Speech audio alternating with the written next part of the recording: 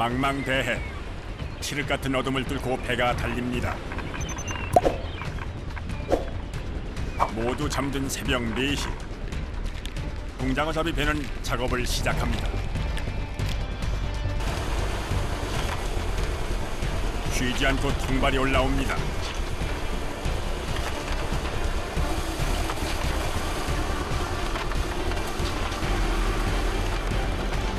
통발을 뒤집으면 살이 통통하게 오른 붕장어가 쏟아집니다.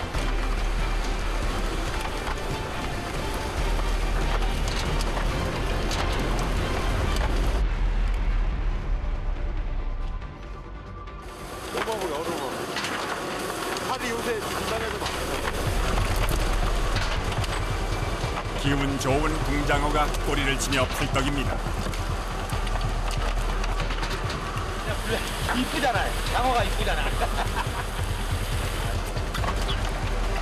구멍으로 들어간 붕장어는 바로 연결된 배 아래 어창으로 직행합니다.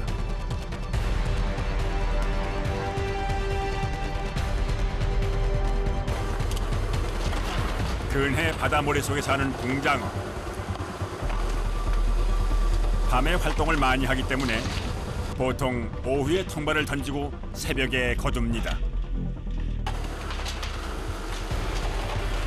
붕장어가 미끼를 먹으려 이 통발에 들어왔다가 되돌아 나가지 못해 결국 잡히고 맙니다.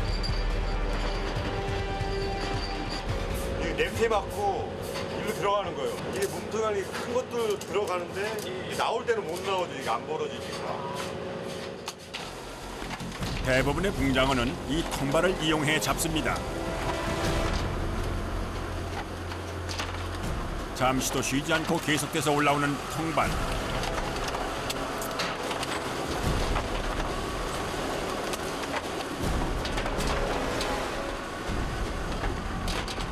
붕장어를 쏟아낸 통발은 컨베이어 벨트를 타고 배 한쪽으로 이동하는데요.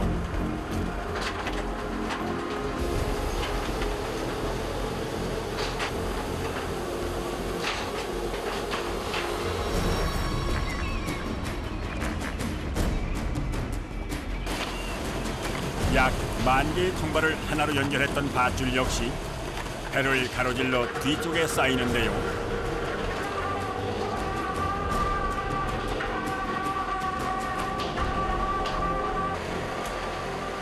배 뒷전을 가득 채울 만큼 그 양이 정말 엄청납니다.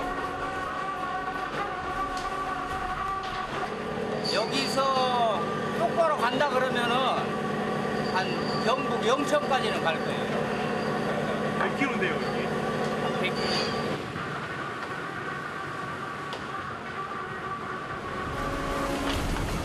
팽팽하게 당겨진 통발줄.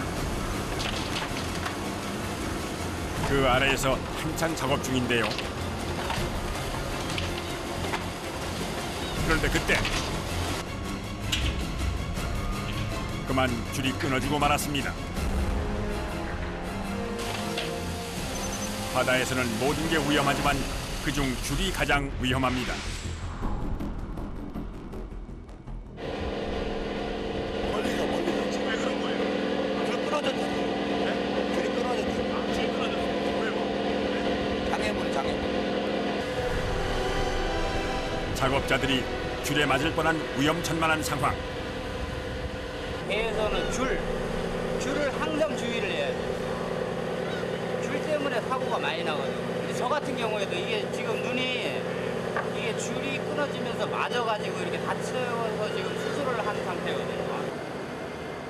바다에서는 줄 때문에 다치기도 하고 목숨을 잃기도 합니다. 바로 사고 수습에 들어갑니다. 끊어진 통발줄을 빨리 찾아야 하는데요. 건지요? 건진다 해가지고 건지라고 그래요.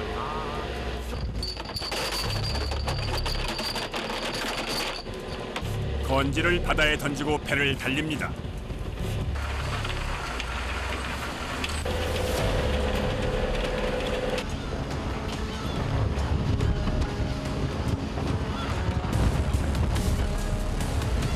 이때 건지가 바닥을 훑으며 끊어진 줄을 찾습니다.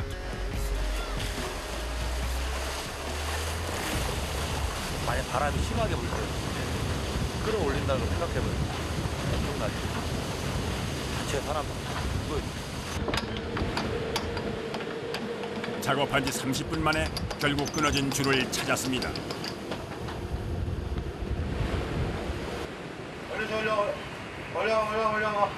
올려봐. 끊어진 줄과 바다 쓰레기가 한꺼번에 올라옵니다.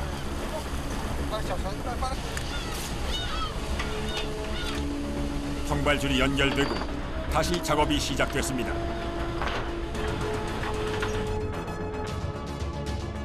그 사이 날은 밝아오고 하지만 일은 끝날 줄 모릅니다.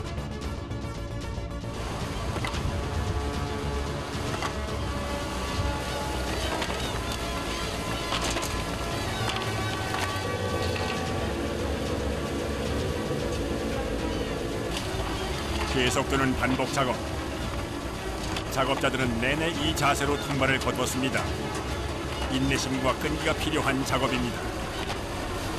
이거 하는 게 한 8시간 걸리거든요. 8시간.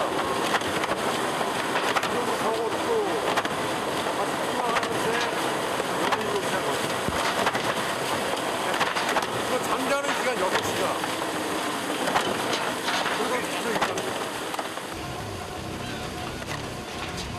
정오가 돼서야 길고 길었던 양망 작업이 드디어 끝이 났습니다.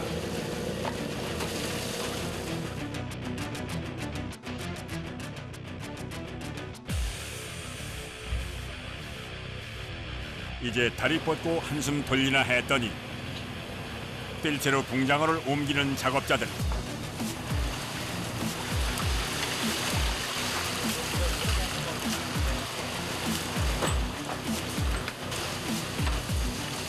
한 곳에 담긴 붕장어를 여러 어창에 나눠서 담습니다.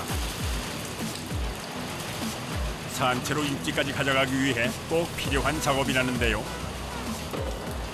고기가 좀 많이 드니까 많이 뭉쳐있으면은 좋은 놈들도 갖고 있습니다. 좁은 곳에 많은 붕장어들이 모여 있으면 스트레스를 받을 수 있어 이렇게 나눠준다는군요. 400kg. 400kg? 고기 가격만 한 700만 원 정도. 배가 무거워진 만큼 작업자들의 마음은 가벼워집니다.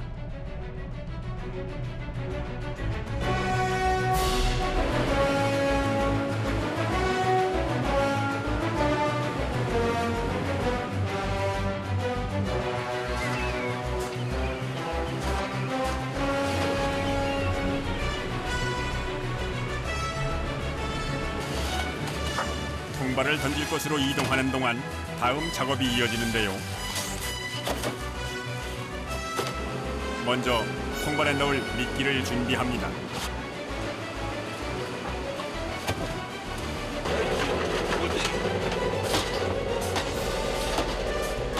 꽁꽁 언 미끼를 통발에 넣을 수 있도록 잘게 부숩니다.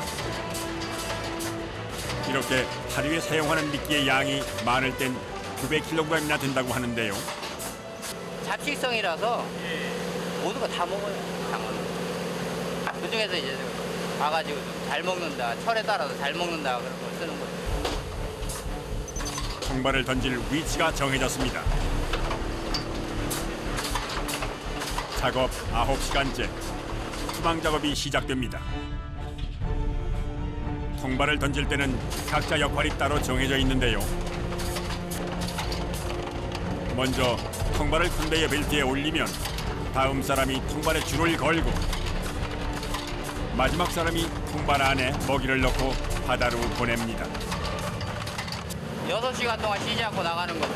8시간 동안요? 통발이 쉬지 않고 나가기 위해선 작업자 간의 호흡이 가장 중요합니다.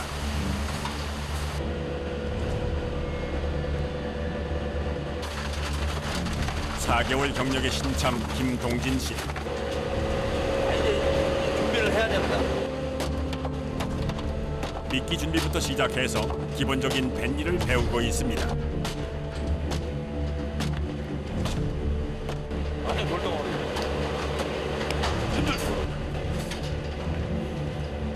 오랫동안 생선을 타다가 고기잡이 배는 이 배가 처음이랍니다.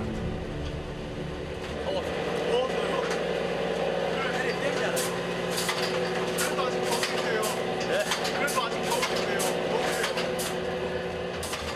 3월이지만 바다 날씨는 아직 매서운데요. 하지만 망치질 몇 번이면 금방 땀이 쏟아집니다.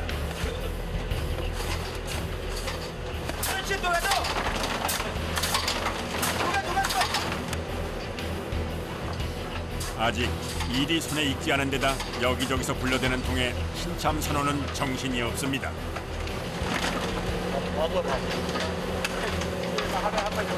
틈이 없어요. 갑자기 다급한 발걸음. 무슨 일이 있는 걸까요? 근데 왜 배가 왜 이렇게 뭐? 저 이제 물 빼고 있는데? 어느 쪽 빼고 있냐? 그러고 보니 배가 한쪽으로 많이 기울어져 있습니다. 한쪽에 있던 줄이 빠져나간 무게만큼 물을 채워서 평형을 맞춰야 하는데 그만 그걸 잊은 겁니다. 앞에 타는 물 쳐라. 한판에. 앞에 타는 물 쳐라고. 그래도 배가 기운 걸 빨리 발견한 동료 덕분에 큰 화는 면했습니다.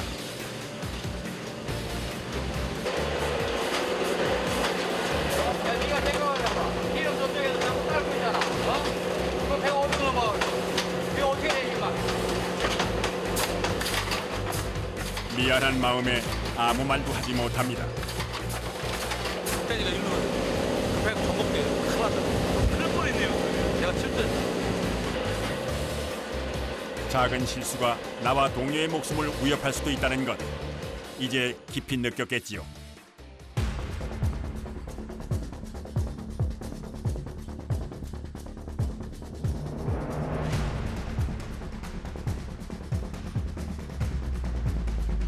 끝이 보이질 않는 투망 작업은 해가 지고 나서야 끝이 났습니다.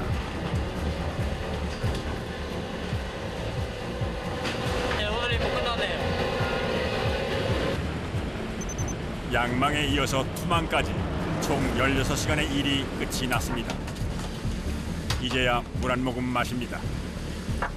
한 명이 화장실에 가면 전체가 멈춰야 해서 작업 중엔 물도 제대로 먹질 못합니다. 6시간 동안 일을 했잖아요. 목이 타죠. 소변 볼 시간도 없이 일을 했는데. 다음 날 파도가 심상치 않습니다. 벼락과 돌풍을 동반하며 요란하게 내리겠습니다. 또 영동과 충청 남부 지방 아무래도 바다가 요동칠 모양입니다. 평생 배를 탄 선장도 날씨엔 항상 촉각이 곤두섭니다. 지금은 뭐 한 2, 3m? 3m요? 이쪽 한 5m 되겠네. 파도가 더 높아졌네. 이 고비를 무사히 넘어갈 수 있을까요?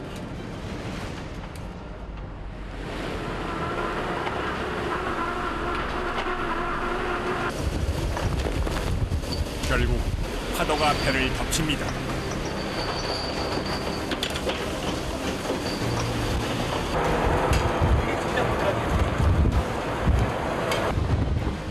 다른 날에 비해서 뭐 체력 소모가 2배 이상 되는 것 같아요.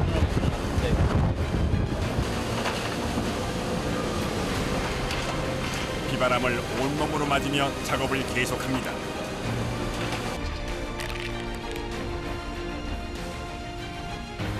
몇 시간째 요동치는 바다. 그런데 봉장어는 보통 때보다 훨씬 많이 올라오는데요.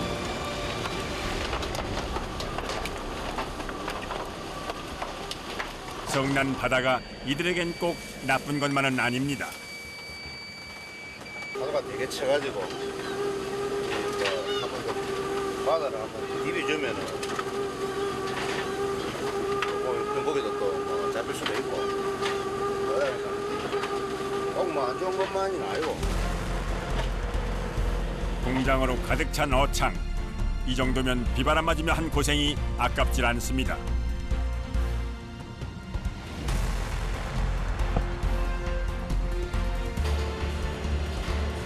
날씨가 좋지 않아 투망 작업을 잠시 미루고 먼저 밥을 먹기로 합니다.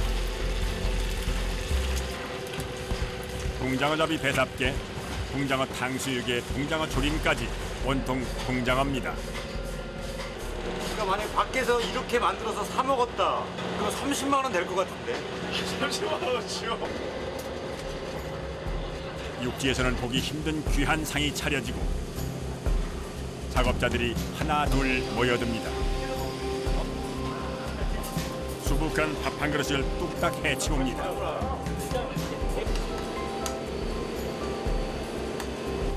이래야 되니까 많이 먹어야 돼. 먹었다 하면 힘이 불끈 솟는다는 동장어. 덕분에 아무리 힘들어도 다음 날 또 바다에 설 수 있습니다. 힘들게 이렇게까지 일해도 장어를 많이 먹어가지고 버티는 것 같아요.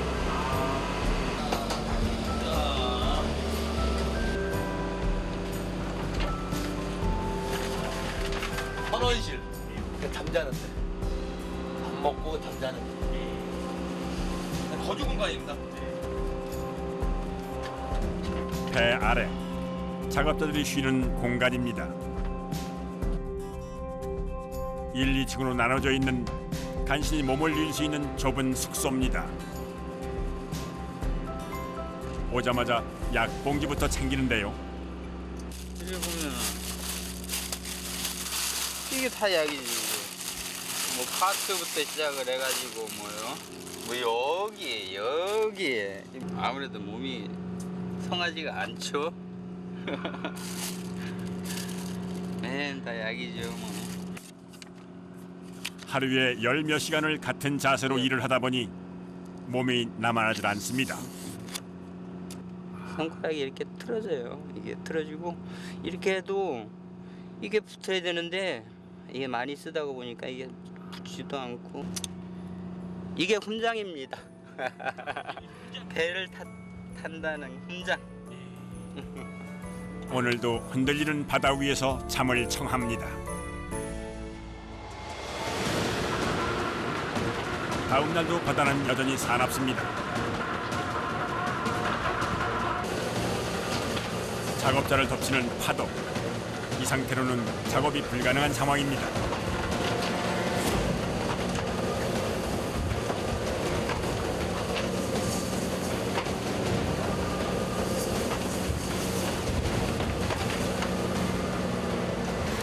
성난 파도는 잦아들 기미가 보이질 않습니다. 동해남부 먼바다는 풍랑경보로 배치되었습니다. 풍랑주의보 발효 해역에 계신 선장님들께서는 신속히 안전한 항법으로 대피해 주시면 감사하겠습니다. 결국 배를 돌려 항구로 돌아갑니다.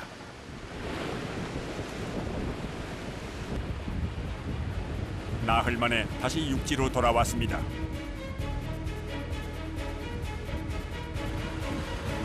동장어 배 소식에 파라차가 모여듭니다. 힘들게 잡은 싱싱한 동장어가 펄떡댑니다.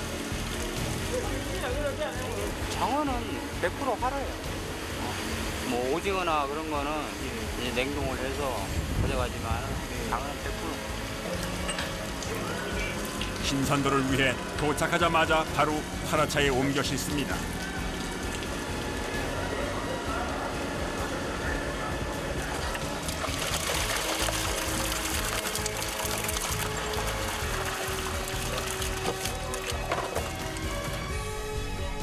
기운을 잃고 지친 사람들을 위해 펄떡이는 장어가 출발합니다.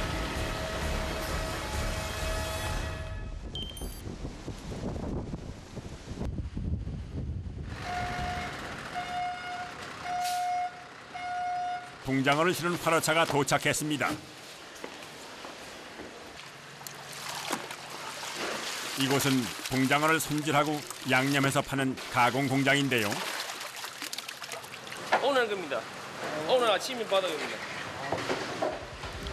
이곳에서 하루에 나가는 동장어는 800kg, 많게는 1000kg까지 만든다고 합니다.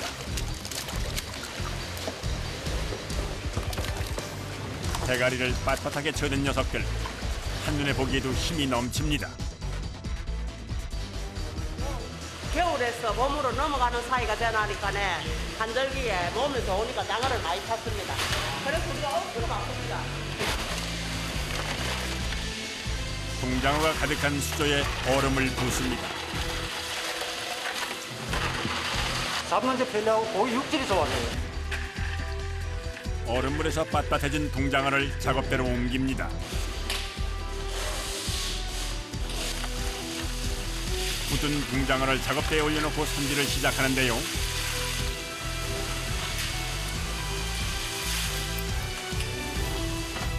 보기엔 쉬워 보이지만 껍질이 질기고 미끄러워 꽤 까다로운 작업입니다. 뼈 아닙니까, 뼈? 뼈 내장. 작업자의 손을 거쳐 동장어의 뽀얀 속살이 드러납니다. 작업자들의 평균 경력은 30년 이상. 이렇게 끼거든요. 요 있지, 굳은 살 보이지. 그게 돈손이라 돈손. 이래 해가지고 돈을 벌어가고 먹고 사니까 애들 공부도 시키고 생활도 하고 옷도 사 입고 한다 아닙니까? 이래 안 끼면 안 돼. 이렇게 끼야 되지. 이렇게 한 사람이 하루에 손질하는 장어만 300kg, 대략 1000마리 정도입니다.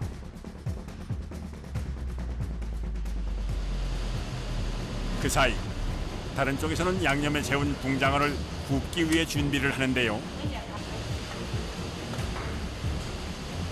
기계에 넣어 한 번 초벌구이를 한 상태로 나갑니다.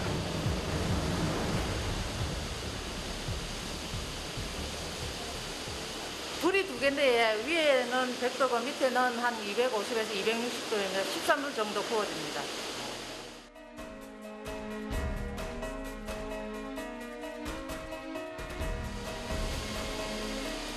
노릇노릇 구워진 동장어. 여러 사람의 수고와 노력으로 맛도 좋고 몸에도 좋은 동장어를 더 쉽게, 더 맛있게 즐길 수 있습니다. 요즘 한절기 때 작은 먹고 기운차 냈으면 좋겠습니다. 보양식이라서 많이 드십시오.